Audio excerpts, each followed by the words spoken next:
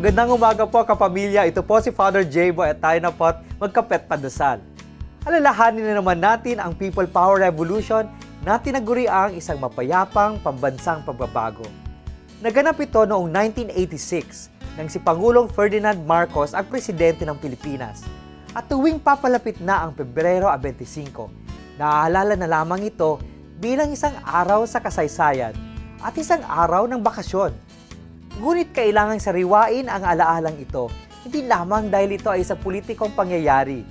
May pinahihiwatig din ito ukol sa ating pag-uugali.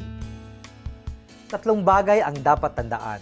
Unang-una, ito ay isang hakbang tungo sa pagbabago.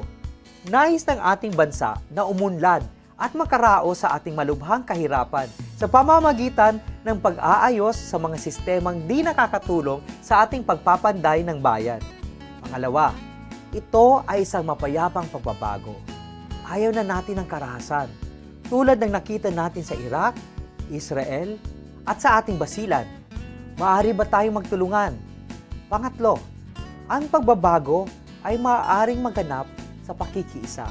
Matutupad ito sa pamamagitan ng kapangyarihan ng mga taong sama-samang nakikibahagi sa pag-unlad.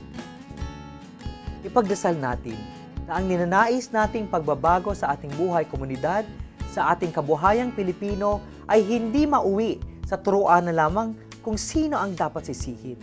Idalangin natin na sa halip, kusa tayong makibahagi tulad ng tradisyong bayanihan. We should not say, "What can I get if I help?" But we should say, "How can I contribute? What can I do to help?" Ang people power ay simula lamang. What have we done to help make the change?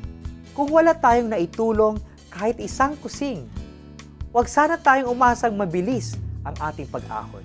Magandang umaga po.